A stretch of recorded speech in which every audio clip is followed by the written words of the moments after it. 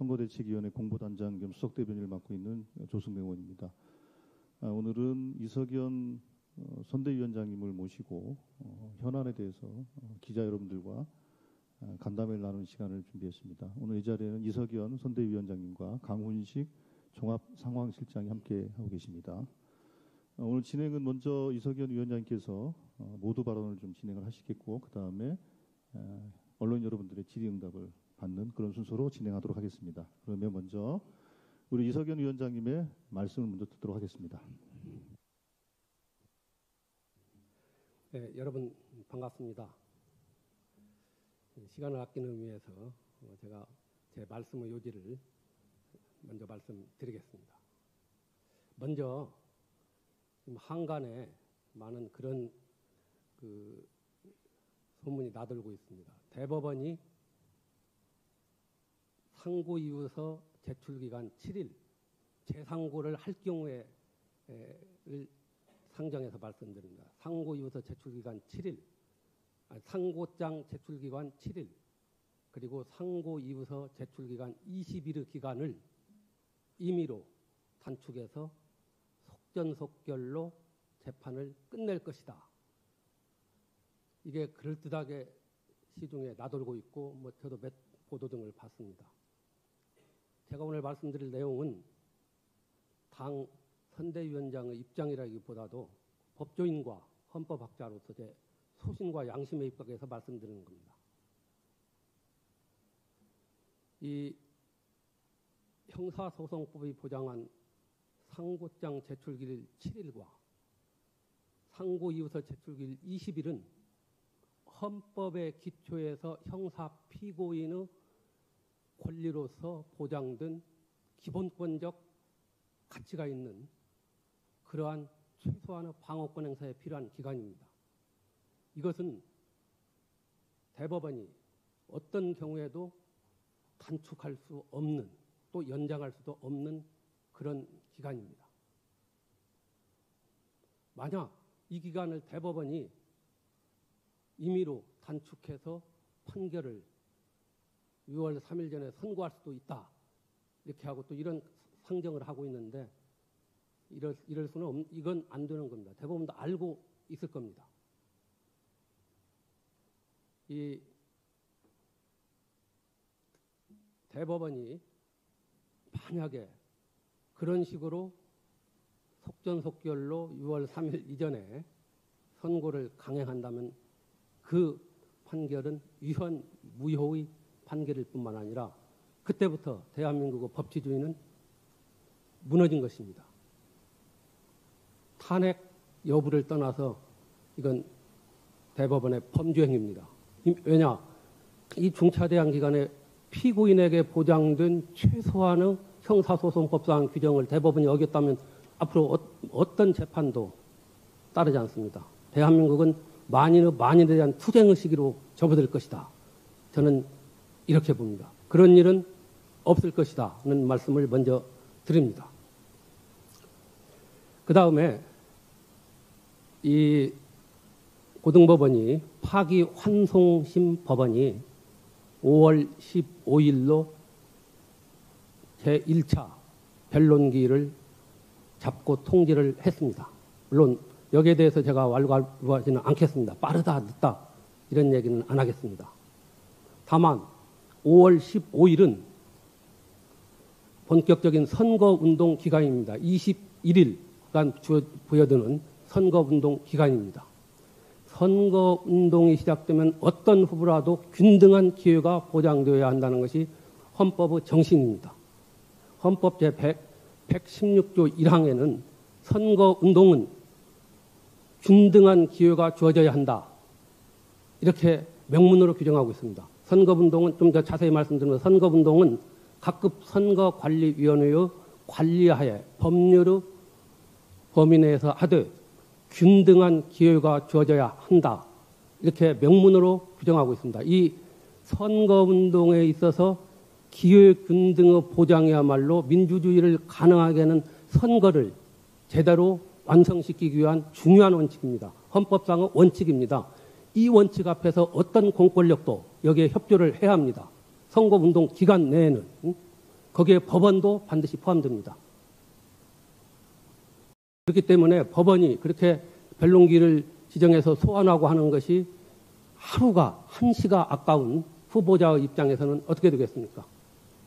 벌써 헌법 제116조 1항을 법원이 스스로 위배해가지고 한쪽 당사자, 한쪽 후보자에게 불리한 상황을 조성했기 때문에 그건 헌법의 기본 원칙 중 하나인 선거운동에 있어서의 기회균 등의 보장이라는 대이념, 대정신을 침해하는 것입니다. 이 점 고등법원에서는 기일을 진행할 때 다시 한번 숙고하시고 헌법의 기본 원칙을 지켜주시기 바랍니다. 대법원에도 똑같은 말씀을 드리고 싶습니다. 다음에 이번 대법원 판결과 관련해서 제 소회와 그리고 그 판결의 문제점에 대해서 간략히 말씀드리겠습니다. 여기에 대한 분석이나 또는 나름대로의 평가는 많이 나와 있기 때문에 이 재판의 신속 중요합니다. 하나의 이 사법이 추구하는 이념이기도 합니다. 그러나 아무리 신속이 중요하다 하더라도 적법한 절차를 거쳐서 그 신속함이 이루어져야 한다는 것은 더 큰 민주주의 원리입니다. 이 인간의 그 예지의 산물인 민주주의는 절차 내지 수단을 존중하는 것이지 목적만을 앞세우는 것이 아닙니다. 이 적법한 절차의 중수라는 이 적법 절차의 원칙이 무시되는 조치라면은 추구하는 목적과 관계없이 그것은 공권력의 남용이자 유연적인 처사입니다. 이건 민주주의 기본입니다. 그런데 대법원은 지금까지 해왔던 그 어떤 일관성과 형평성을 결여해서 그야말로 속전속결로 이 재판을 처리했습니다. 과거에 보면은 선거운동 기간이 되면 또 선거가 가까워지면은 수사하던 사건, 재판하던 사건도 검찰과 법원이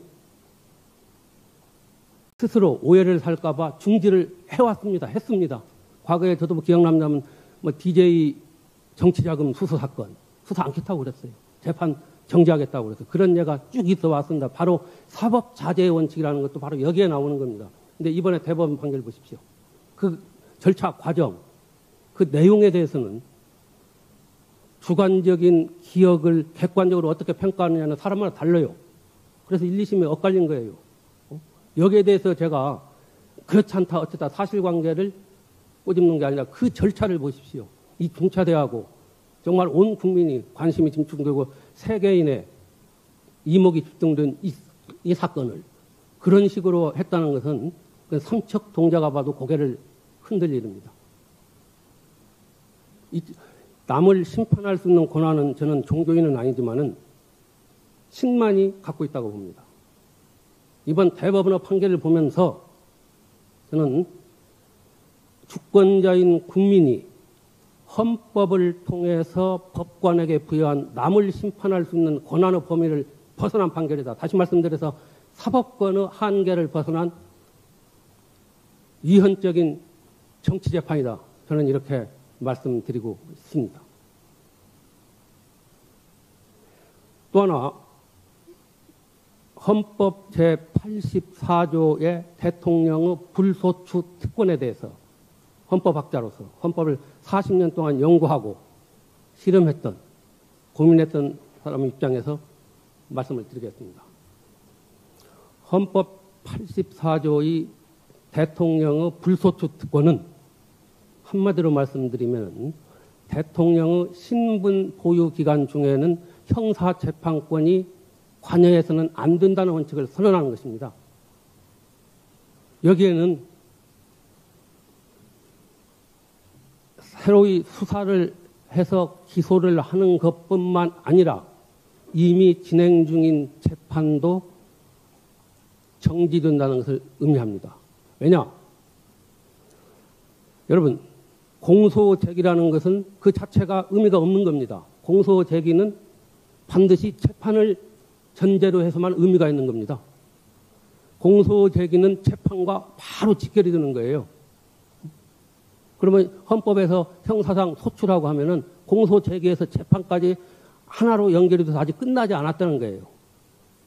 그러면 이미 진행 중인 재판, 또 공소 제기의 연장선상이기 때문에 당연히 헌법 84조의 소추에 포함이 되는 겁니다. 이건 헌법을 물리 해석하더라도 가능한 겁니다. 그 규정을 여러분 놓고 한번 다시 한번 숙고해 보십시오. 그리고 헌법재판소가 헌법 84조의 해석과 관련해서 해석보다도 입법 취지, 헌법상에 왜 이 규정을 두게 되었는지에 관련해서 판례를 내놓았습니다. 이른바 12.12 사건 때 군사반란죄의 공소시효가 연장되느냐 안 하느냐 이것과 관련해서 내놓았습니다.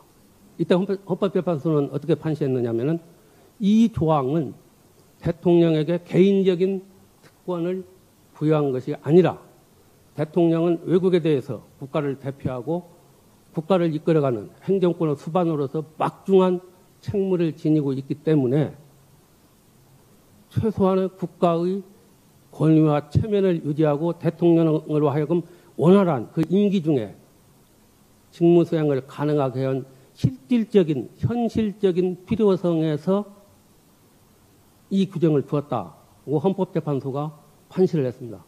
그 판례는 뭐 여러분 검사해 보면 나올 겁니다. 그 다음에 이 규정은 연역적으로 대한민국 헌법이 개정될 때부터 현재 헌법에 이르기까지 그대로 규정이 되어 있습니다. 당시 대한민국 헌법을 기초했던 그 초고를 작성했던 초대 법제처장을 지낸 유진호 박사의 초고에도 이 규정이 들어가 있어요. 재헌헌법에 의한 대통령 선출은 간선제였습니다. 당시 이승만 대통령은 처음에 간선으로 대통령이 된 겁니다. 그리고 제2공화국 헌법은 잘 아시다시피 내각제였습니다. 당시 윤모선 대통령 간선제로 대통령이 되었습니다. 간선제로 선출된 대통령에 대해서 이 특권을 부여하는데 국민이 직접 뽑은 대통령을 일반 형사사건의 범죄로 재판이 진행되고 그 재판이 확정되면 임기 중에 직을 상실한다. 이런 생각은 이 규정을 둔 연역적 규제하고 맞지 않습니다. 여러 가지도 뭐 그 논각을 더 제가 되드릴 수 있겠습니다만 시간 관계상 이 말씀은 이 정도로 말씀을 드립니다. 또 하나, 이건 마치 까마귀 날자 배 떠들인다는 식으로 대법원에 대한 제가 공격적 차원에서 말씀드리는 건 아닙니다. 사법부의 최대 현안, 사법부라기보다도 법조계의 최대 현안 중 하나가 무엇인지 여러분 아십니까? 대법관 수를 늘리는 것이었습니다. 지금 대법원에 계류 중인 사건의 70%, 물론 형사사건은 제외됩니다만 70%, 가사사건에 있어서는 80%가 본안 심리 없이 7자 재판으로 끝납니다. 상고를 기각한다. 이유를 알지 못하고 기각이 됩니다. 뭐 저도 변호사라면서 이런 경우를 많이 겪어봐서 참으로 허망합니다. 당사자한테 어떻게 설명합니까? 이유는 사건이 너무 많아요. 대법원에. 대법원의 업무 과중을 덜어주고 중요한 사건에 매달리기 위해서 이렇게 한다. 7, 80%의 이런 사건을 본안 심리 없이 그냥 심리 불속행 결정이라는 그 용어를 만들어서 지금 그렇게 하고 있습니다. 당사자 입장에서 중요하지 않은 사건이 어디 있겠습니까? 그래서 계속 법조계에서는 대법관 수 늘려야 한다. 과거에는 대법관 수를 헌법에 규정을 하고 있었기 때문에 헌법을 고치지 않으면 안 되었습니다. 그러나 지금은 법률로 위임하고 있어요.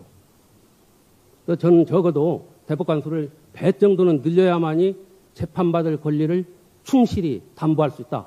바로 지금 대법원에 의한 심리불속행 결정으로 사건의 민사, 형사, 상사, 가사 사건의 7, 80%가 이런 식으로 종결되고 있다는 것은 헌법에 정한 대법원의 재판을 받을 권리를 정면으로 저는 침해하고 있다고 봐요. 사실 2심제로 운영되고 있어요.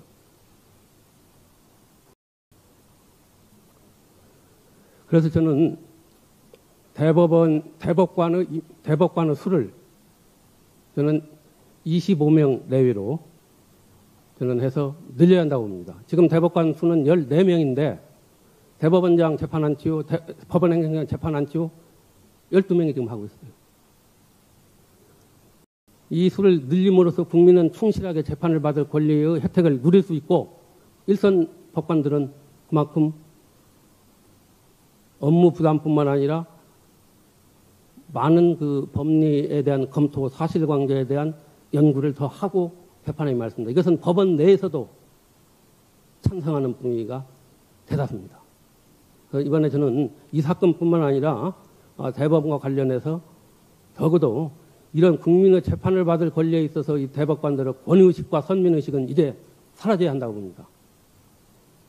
그래서 민주당 공약으로 적어도 대법관 수를 대폭 늘리는 것을 제안을 하고 저도 선대위에서 이 문제에 대해서 충분히 검토를 해서 반영시킬 수 있도록 노력을 하겠습니다. 이건 단순한 보복 차원이 아닙니다.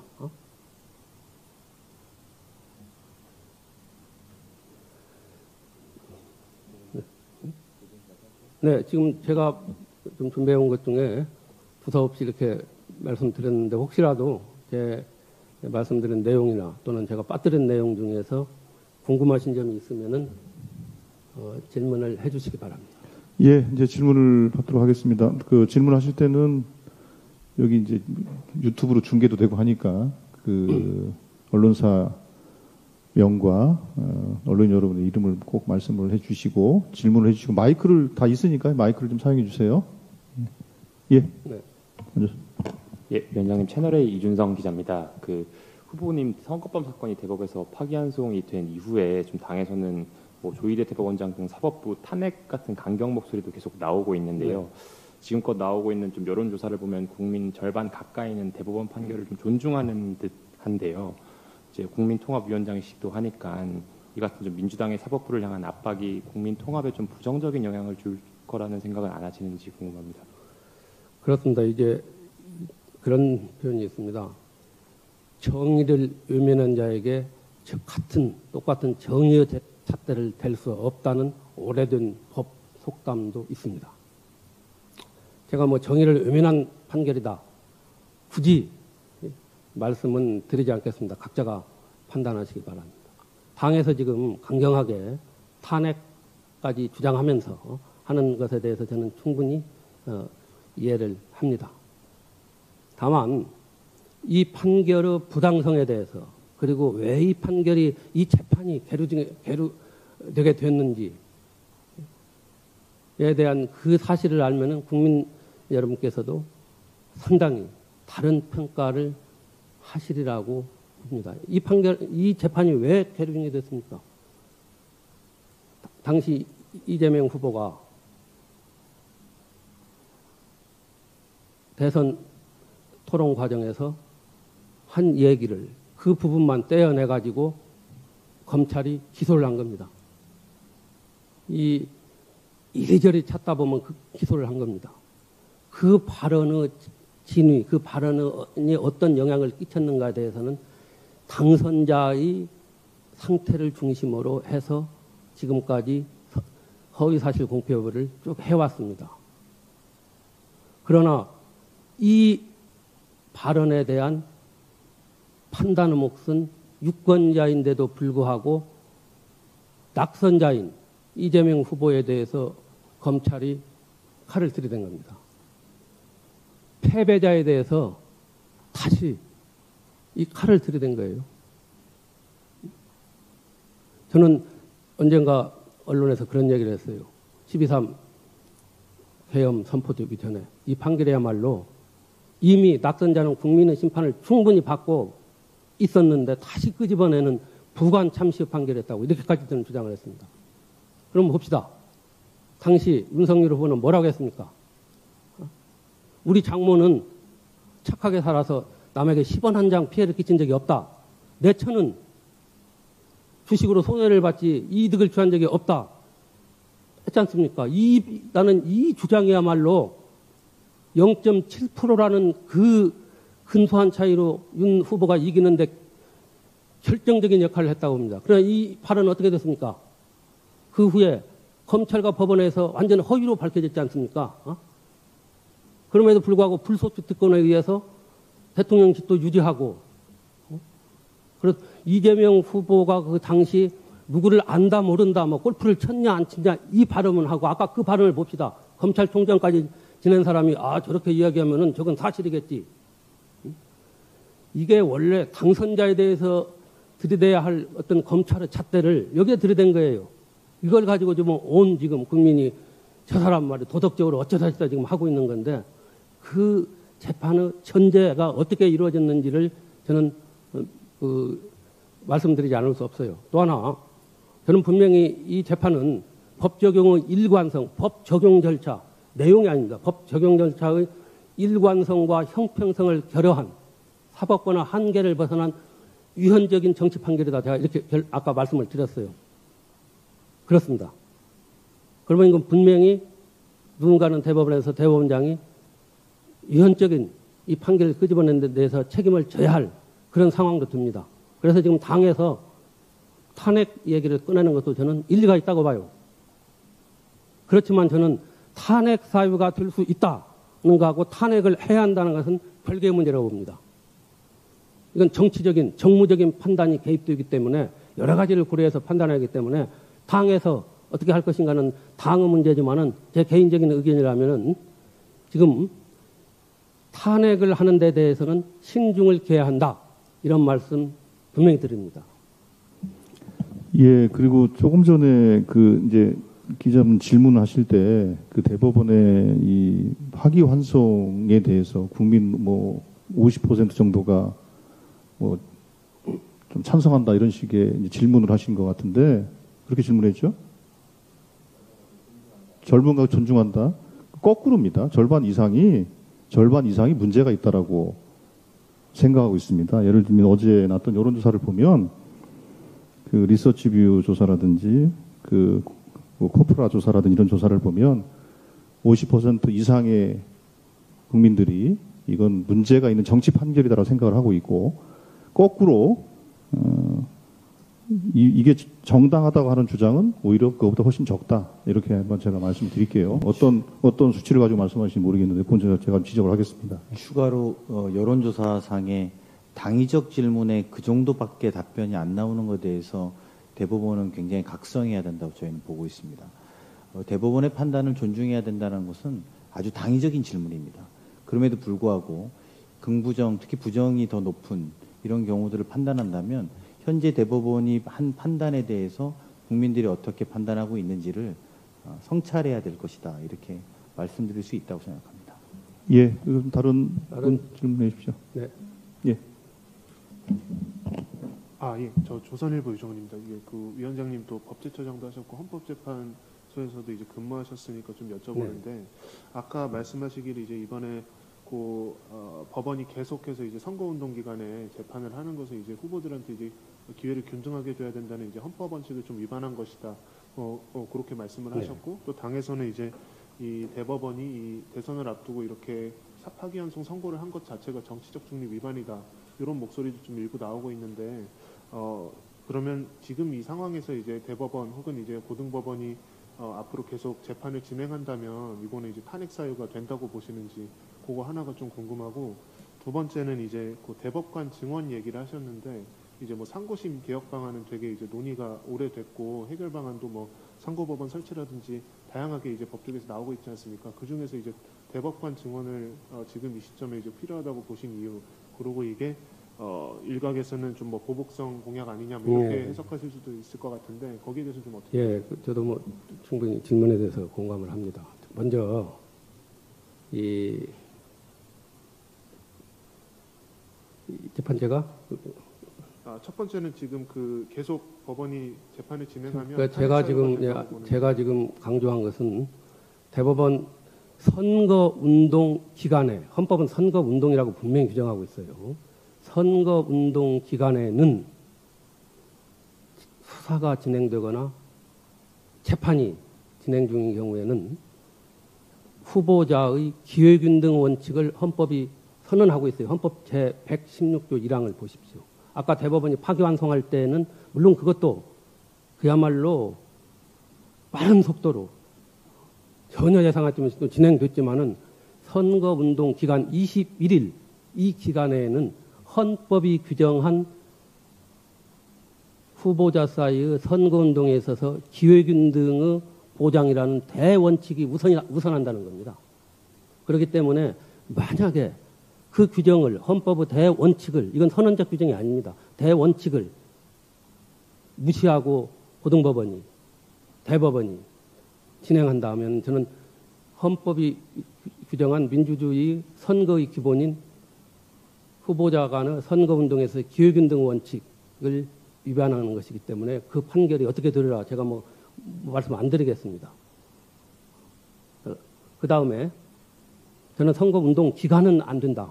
그리고 과거에도 그랬다. 물론 선거가 좀 가까이 올 때도 오해를 피하기 위해서 중단을 한 예가 과거에 있었습니다. 여러분 한번 찾아보십시오. 그 다음에 하필 이 시기에 왜 대법관 징원을 내세우고 있느냐. 보복성으로 비칠 수도 있다. 저도 그걸 충분히 이해를 합니다. 근데 저는 원래 법조인이기 때문에 사법개혁 분야에 있어서 저는 항상 두 가지를 주장했습니다. 첫째는 대법관 징원, 두 번째는 대법관과 헌법재판관에 대한 국민심사제를 도입해야 한다는 것. 이걸 제가 개헌에서도 주장을 한 적이 있어요. 개헌의 쟁점이라는 제 나름대로의 그 연구물이나 이런 데서 주장을 한 적이 있어요. 이번에 저는 대법관들의 어떤 그 행태를 여기에 꼭 맞춰서 제가 주장은 아니에요. 근데 국민의 입장에서, 법조인의 입장에서, 또 국민들 전체 입장에서, 법원의 전체 입장에서 볼 때 상고법원과 같은 그런 어떤 편측적인 방법으로 이 대법관의 업무 부담, 사건 과정에 따른 이 부담, 이건 대법원의 문제지 국민의 입장에서는 나는 대법원에서 내가 왜 낸 사건이 저렇게 아무 이유도 없이 기각이 돼. 어떤 경우는 뭐 상고이수를 100쪽 써내도 내자 재판으로 끝나요. 많이 겪어봅니다. 그 이유라도 알겠다. 알아보자. 법원은 대법원과 각급법원으로 구성되고 이 대법원과 각급법원의 재판을 받을 권리를 기본권으로 보장하고 있어요. 사실상 대법원에서 본안심리 없이 그렇게 끝내는 것은 저는 오래전부터 기본권 침해다. 이렇게 하는데 이번에 아예 그럼 공론화시키자. 저는 이렇게 생각했는데 혹시라도 그 오해를 받을 수 있는 그런 뭐 있다면은 저는 달게 받겠습니다. 예. 우리 위원장님이 평소 소신이시기도 하고 실제로 이제 그 국회 내에서도 그렇고 법조계에서도 이 문제에 대해서는 뭐 여러 차례 공론화도 됐었고 또 뭐 아까 그 상고법원 문제는 좀 비판하셨습니다만 뭐 상고법원 형식이든 어떤 형식이든지 간에 이런 문제 제기는 계속 있어 왔다는 점을 염두에 두시고 세상의 변화라는 건 또 어떤 또 결정적 계기가 주어질 또 세상에 또 변화도 만들어지는 겁니다. 예. 그거를 뭐 보복이냐 아니냐 이런 프레임으로 바라보는 것보다는 이 현상이 어떤 변화를 만들까 거기에 우리가 주목하면 되지 않겠습니까? 예, 혹시 다음 질문 있으십니까? 네. 예. 네, 위원장님, 뉴시스 김경록이라고 합니다. 그 방금 주신 의견들에 대해서 위원장님과 선대위 차원의 의견으로 한정하는 것보다는 헌정회나 이런 여러 법조계 단체들을 통해서 공론화 범위를 확장해서 네. 요구를 하실 생각은 없으신지 궁금합니다. 저도 그런 생각 충분히 갖고 있습니다. 그리고 저는 선대위에 들어오기 전부터 그런 공론화 작업에 앞장을 서왔습니다. 제가 주장했던 내용이 설사 돌출 행동으로서 욕을 먹는 한이 있더라도 누군가는 주장을 해야 한다 하고 또 그렇게 주장했던 내용이 반영된 것이 제 자랑이라고 비칠지 모르겠으나 많이 있었습니다. 그래서 저는 제가 말씀드린 내용을 언제든지 여기에 대해서 반론을 제기하신 헌법학자들, 전문가들 있으면 반론하겠습니다. 생방송으로 나가서 하면 다 하겠습니다. 불러주십시오. 예, 언론도 적극적으로 이런 주제 가지고 좀 토론을 붙이면 좋겠네요. 예. 예, 혹시 다른 분 계세요? 없으십니까? 그만할까요? 예. 그럼 마지막으로 그러면 예. 예, 경향신문의 허준모 기자입니다. 오늘 그 가지 정도 이제 대법원 쪽에다가 요구를 하셨는데, 하나는 이제 각 재판부의 공판기일을 연기해 달라라는 것이 하나 있었고, 그다음에는 파기 재판 검토 여부를 공개해 달라, 이 두 가지 요구 정도가 나왔던 것 같은데요. 일각에서는 이제 헌법상 재판의 독립이 보장돼 있어가지고 이제 뭐 검찰처럼 대법원이 각 재판부에다가 뭐 기일을 연기해라 이렇게 지휘할 수 없다라는 지적이 있고, 또 한편으로는 파기재판 검토 여부도 그 법원 조직법상의 합의의 비공개 원칙이 있어서 불가능할 것이다, 이런 지적이 있는데요. 우리 위원장님은 이제 법률 전문가시니까 이 부분에 대해서 어떤 의견 가지고 계신지 궁금합니다. 먼저 지금 당에서 대법원에 그 요청을 한 내용, 저는 모르겠습니다. 당이 그 헌법 116조 1항에 선거운동에 있어서의 후보자 사이의 기회균등의 보장이라는 이 내용까지 같이 가지고 검토를 했는지 안 했는지는 모르겠어요. 다만 우리 헌법에 이러이러한 원칙이 있기 때문에 그 재판에 대해서는 재판부 스스로가 저는 이 기간 동안에는 재판을 스스로 안 하는 자제의 정신이 필요하다고 봅니다. 대법원에서 이렇게 하라 말 게 아니고 헌법에 그게 되어 있지 않습니까? 그 기간에 재판 안 한다고 해서 뭐가 크게 뭐 사실관계가 달라지거나 그러지 않을 것이기 때문에 당이 뭐 그렇게 요청하고 또 그걸 가지고 사법권의 하나의 그 침해다, 간섭이다, 이렇게도 보여질 수 있겠지만은 저는 그에 앞서 가지고 사법부 스스로 사법 자제의 원칙이라는 것도 우리가 이 사법부의 하나의 독립의 근간을 이루는 원칙입니다. 사법부가 자제함으로써 관용과 자제의 원칙을 발휘함으로써 사법부 존속 근거를 가져왔습니다. 이번에 헌재 그 전원일치의 파면 결정에서도 그게 나와 있지 않습니까? 우리는 관용과 자제의 정신을 가지고 했다. 바로 그게 필요한 겁니다. 사법부가 스스로 살아남으려면. 그런데 이번처럼 사법 적극주의도 아닙니다. 이건 사법 맹동주의예요. 그 다음에 파기환송 여부에 대해서 밝혀라. 왜 파기환송을 하려고 그랬는데 안 하고 넘겼느냐. 이걸 밝혀라 뭐 하는 것은 좀 뭐 지나친 그런 감도 있습니다. 그러나 저는 이렇게 생각해요. 이건 뭐 제 생각입니다만은 조희대 대법원장이 지금 한 가지 후회하고 있는 것이 사법 쿠데타를 일으키려고 했다는 그 전제하에서 미완의 사법 쿠데타가 됐어요. 차라리 파기환송을 했을 것을. 이렇게 후회하고 있을지도 모른다고 제가 생각하는 것 자체가 기우고 형편없는 생각이었다. 이렇게 저는 되기를 바라고 있어요. 아마 파기 자판, 아까도 얘기했던 파기 자판입니다. 파기 자판을 하는 데 대해서는 다른 대법관들이 반대했을 가능성도 크다. 그래서 얘기를 안 꺼냈는지는 모르지만은 사실 대법원장의 의도가 그랬다면은 이건 이루어질 수 없는 거란 말이죠. 아까도 제가 모두에 말씀드린 대로 제3구심의 27일간은 이것은 어떤 경우에도 단축이 안 되는 거예요. 형사 피고인의 기본적 권리입니다. 헌법에 의해서 밑받침이 되고 있는. 그렇기 때문에 당에서 뭐 파기 자판을 하려고 했는지 이걸 밝혀라. 이렇게까지 요구하는 것은 아마 당의 그 입장에서 사법 전체에 그걸 생각한 그 입장에서는 뭐 충분히 이해가 갑니다만 저는 뭐 그렇게까지 요청을 안 해요. 그 추론을 해서 충분히 그럴 수 있고 이건 미완의 사법 쿠데타였다.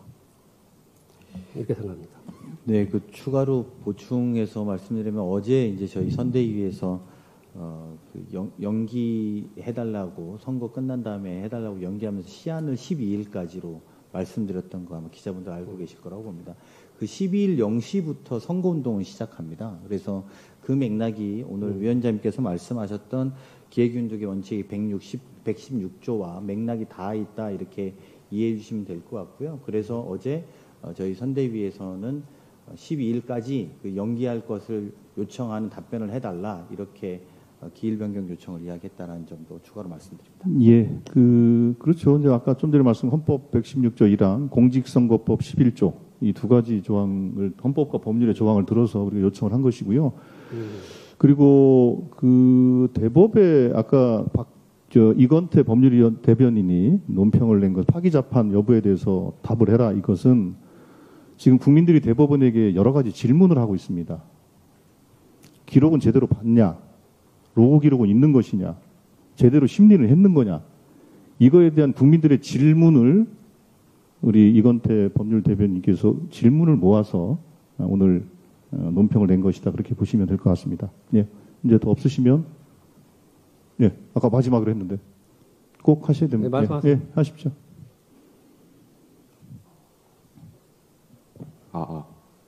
한국경제 이광식 기자입니다. 오늘 헌법학자로서 견해를 많이 밝혀주셨는데 두 가지 좀 질문을 끝으로 드리고 싶어요. 첫째로 지금 선거운동 기간에 이렇게 앞두고 있는 상태에서 대법원이 급작스럽게 판결을 낸 것은 기회균등 원칙에 좀 어긋날 수 있다. 재판 절차에상에 좀 문제가 있다 이렇게 말씀해 주셨는데 사실 선거법 재판은 소위 말하는 633 원칙이라고 해서 1년 안에 끝내는 것이 원칙이라는 얘기도 있잖아요. 근데 사실 1심이나 이런 기간 사실 오래 걸렸습니다. 이 부분에 대해서 위원장님은 어떻게 생각하는지 첫째로 궁금하고요. 둘째로 이제 헌법 116조는 계속 기회균등 원칙을 말씀해 주시는데 조문을 한번 뜯어보면 선거운동은 각급 선관위의 관리 하에서 법률이 정하는 범위 안에서 균등한 기회가 보장되어야 한다. 사실 문헌만 보면 균등한 기회를 보장하기 위해서 사법 절차 진행 중인 것을 소극적으로 자제해야 된다라고는 사실 읽히지 않을 수도 있다는 생각이 듭니다. 이 부분에 대해서 좀 설명을 부탁드리고 싶습니다. 아까 첫 번째 질문이 633 원칙이 지켜져.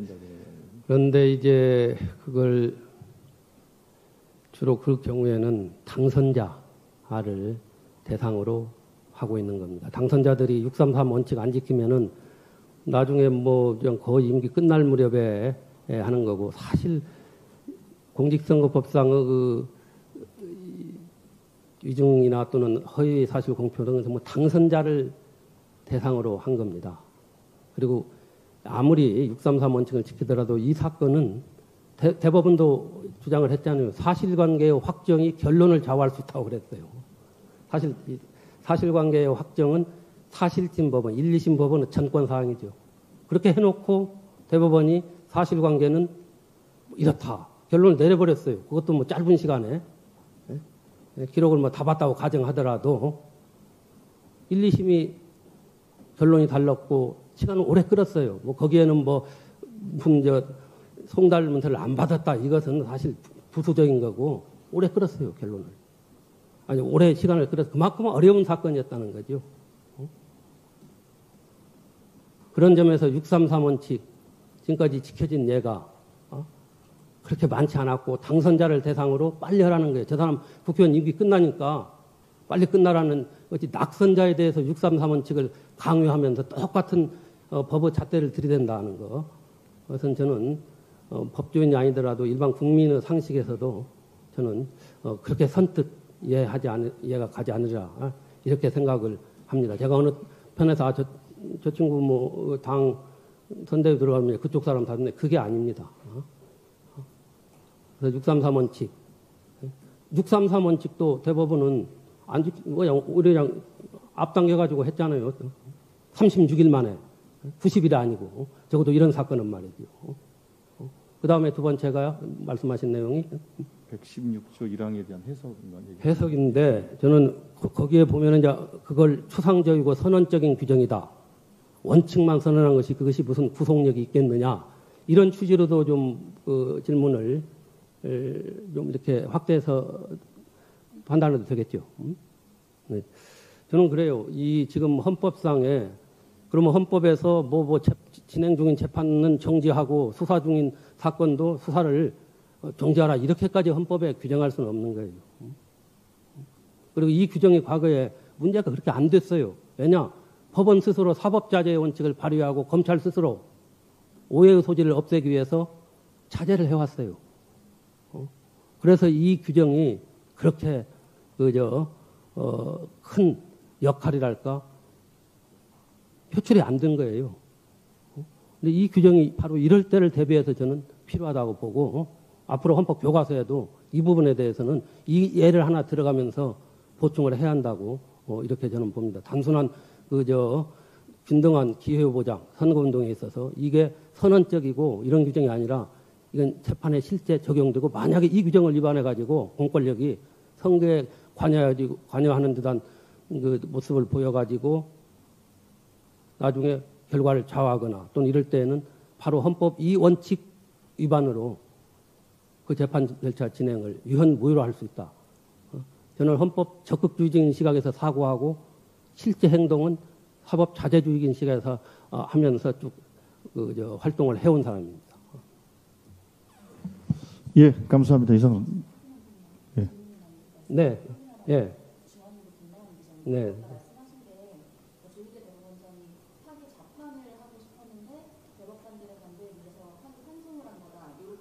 저는 의심이죠. 제가 의심이. 그래서 이제 조희대 대법원장의 입장에서는 제가 이걸 뭐 실명을 거론해서 뭐 이렇게 하는데 시중에 놔두는 여러 가지 입장에서 이번 판결을 이렇게 진행하고 나는 그분의 그날 선고를 할 때 그 모습을 유심히 지켜봤습니다. 정말 초조하고 떨리면서 말이죠. 할 때 여러 가지 생각이 들었어요. 그래서 그런 생각까지도 제가 들었다는 것이지 확정적으로 이렇게 얘기하는 건 아닙니다. 그건 조 대법원장 평소 상당히 침착하신 분 아닙니까? 그런 걸 볼 때 그런 생각까지 드는데 사실 그런 것이 아니기를 내가 생각했던 것이 기후이기를 바라는 차원에서 말씀드렸습니다. 예, 이상으로 마치도록 하겠습니다. 위원장님 고생하셨습니다. 네, 고맙습니다. 예, 혹시라도 고맙습니다. 제가 뭐 말씀드린 내용 중에 또 궁금하시거나 뭐 있으면은 저한테 연락 주시면은 가능한 범위 내에서는 제가 답변을 하겠습니다. 네. 고맙습니다. 네.